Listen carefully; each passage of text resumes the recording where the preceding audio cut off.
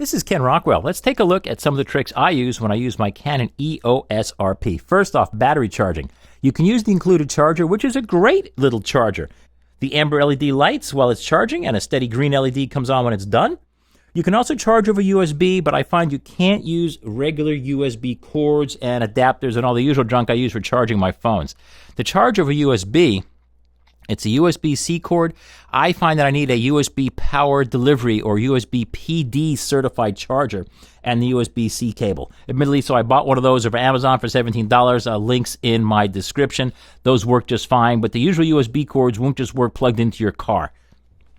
For power saving, I leave the power switch off while walking around. The reason for that is while this is wrapped around my neck, is it sees my body against this and erroneously it thinks I'm shooting and it comes on. I like to use the echo mode. I find they don't slow down the camera, but they do extend the battery life. The way I set those is I go to menu, I go to wrench page 2, and again, if you press the info button, it gets you to the big color zones. Wrench page 2, and again, I'm using the little dials here will help you do that as well. Echo mode, turn that on. Also for find your frame rate, that's in wrench page 4. Viewfinder performance, I set it to less power. Not smooth, but power saving. I find it works great. This is not an action camera. I don't really care how smooth the finder looks, but I find the batteries last a little longer this way. To format my card, every time I put a card in the camera, I format it. And formatting card is hidden at wrench page 1, which actually, as things go, isn't really that hard. That's pretty good. Format card. You can set a My Menu menu. The way you do that is you go to the star, which is the My Menu, click Configure, and you can select what you want. Everybody has their favorite. I find rather important, is the cropping. I'm always using cropping 4:3 or 16, well, never 16:9, but square or 4:3. I love that. My ISO settings, my display brightness, that's often changing. I'm oftentimes programming or changing my custom modes, setting lens aberration corrections on or off. Focus mode, you only need that in the rare cases you have a lens that lacks a focus mode switch. There you go. I love this exposure mode dial. It just works. I like it to work the way my professional Canon cameras work. And to set that, you have to choose that in the menus because by default, it's got some very colorful, cute menus for people like my mom who don't really understand it, but I prefer to disable the mode guide. If I enable the mode guide, then every time I turn this, it starts doing this, which distracts me from what I'm trying to do. So, we're all different. It's whatever you like. Same thing, feature guide, I find it doesn't get in the way. The new FV exposure mode is brilliant. It's one of the newest things in photography since the 70s, other than digital. FV is the combination of all the automatic and program and manual modes in one mode. FV works exactly like program mode for the most part. The difference is, and the reason the screen keeps shutting off is I'm in the echo mode, so it doesn't really expect us to be staring at it for long periods of time. Info also is how you change the information displayed. But you guys know that. As I turn this rear dial, you'll notice the little icon of the front dial moves.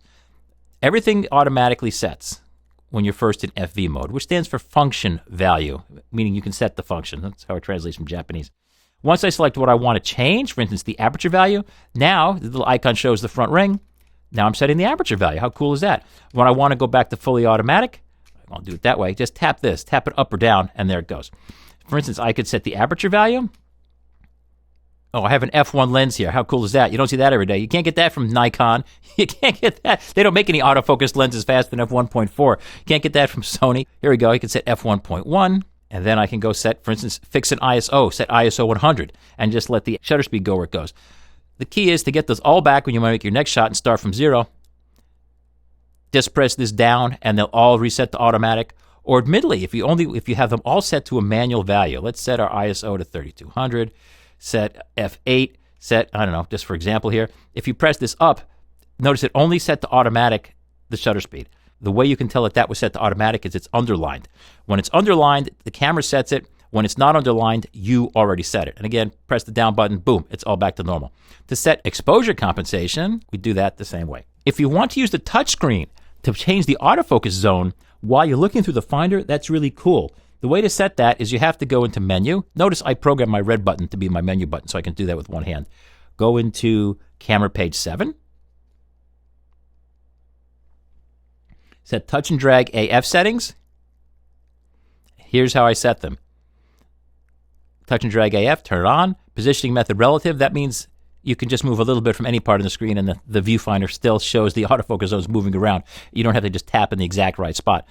Active touch area, I shoot with my right eye, so my face is like this. So I'm just using the right-hand side of the screen. So you can select your autofocus zone while you're peering through the finder instead of going click, click, click, click, click, click, click, click, because there's so many autofocus zones. Now you can just move your hand around here and select your autofocus zones. To get tracking autofocus and exposure, you have to select Servo AF menu. Well, there's a lot of ways to shoot that. You can use your quick control screen. Here you go. You set Servo AF, and you set this autofocus mode. Now it'll track all over the place. For manual focus peaking, you go to Camera Menu 8, MF Peaking Settings. For focus bracketing, that's entirely too difficult to try to show here in a video. You really want to read it. There's a link in my description to my knockdown, drag out explanation of how to set and shoot focus stacking along with sample images. To make long exposures, there's a thing called the bulb timer, which is brilliant. In other words, you don't need a remote release because you just can use the self timer, and you don't need to use an external timer. You don't need to use an external release to hold down the shutter while you're making your bulb exposure. All you do is you set the camera to bulb, and then you go to the menu and you find at camera page 6 the bulb timer. You enable it, and now it's only set for 1 second. The key is press info to set your details. Let's try to set this. Boom. Now set OK. Now that's an hour. Now when I press my shutter button, which again I would normally do with the self timer, boom. It's counting up here. It's going to expose this rascal for an hour, then just shut off. So you can go take a nap, have lunch. You no longer have to sit here and stare at your watch while you're holding a button down. I love this feature. To stop it, I just press the shutter button again and it worked. You can get the Finder display to change the graphics to become vertical when you hold the camera vertically. To get that to set, you press Wrench, page 4, Shooting Info Display, Viewfinder Vertical Display on. To customize your controls, as I said, I programmed this button because I never shoot video with this to be my menu button so I can shoot it with one hand. That's set in Custom Function 3, item number 5. And here's where I can set all of my buttons to do my bidding. For picture styles, I love vivid colors. I set that in my camera. I don't blindly just shoot the defaults. No way. I'm an artist. I want things to look the way I imagine them. To set that, go to Camera Page 4. It's called Picture Style. Picture Style, I choose Standard. And then to set that, I press Info. I set the sharpening all the way up. I just peg those. That's me. I leave everything else alone, but I also peg the saturation, and that's how I get the wild colors you've seen in my reviews. To set these camera modes, camera 1, camera 2, camera 3, where it remembers everything about what you said, including things like viewfinder brightness and frame rates and sync modes and self-timers and ISOs and you name it. Set up the camera however you want it, including your exposure mode. I recommend choosing the FV mode. Then once you have it set the way you want it, go to Menu, go to Wrench, page 6, Custom Shooting Mode, boom. There's where you can register it and save it to whichever one you want. A nice feature is that you have auto updates. So in other words, when you first get the camera and you're still changing everything on each of these modes, if you enable that, you don't have to go resave it. But here's the beauty of it is to change one, just select it, say C1, change what you want, then save it back into C1. That's how you edit any of these settings. If you want to copy them, for instance, I save my C1, which has all my personal settings in it, then I save it into C2, and then I change the C2. For instance, I change the screen brightness in C2 and set the screen brightnesses all the way up. I recall C1, like this. I save that into C2, and then I go to C2, I change C2, and then I save it back into C2. Or you could also, once you copy it in there, you could also do update automatically. Now, if you're silly enough to want to shoot manual focused lenses on this camera, that's a hobby in and of itself. And the way to do that is make sure to set the camera so it actually will fire. It normally doesn't do that. You need to go to the Custom Functions, Custom Function 3, and then it's item number 7, Enable Operation Without a Lens. Because when you put a manual focused lens on this, like a Canon FD lens or a Leica, it doesn't know there's a lens on there because there's no electronic contact. So as far as it knows, there is no lens. You want to enable that. By default, it's set to disable so it doesn't take pictures for no reason.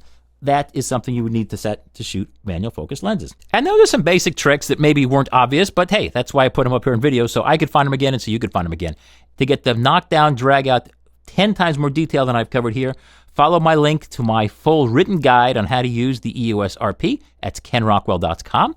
Also, if you like what you're seeing, of course you can subscribe. That's a great thing to do too. But my biggest source of support is when you use the links I provide in my reviews or in my descriptions to the stores that I use when I get my stuff. And I've been shooting for over 50 years, and I've been buying from guys like B&H and Adorama and even Crutchfield since the 1970s, back when those guys all started, and I was in junior high school, and they've always treated me right. Their customer service and prices and everything are top-notch, which is why today they're the biggest at what they do, and that's why I personally recommend them.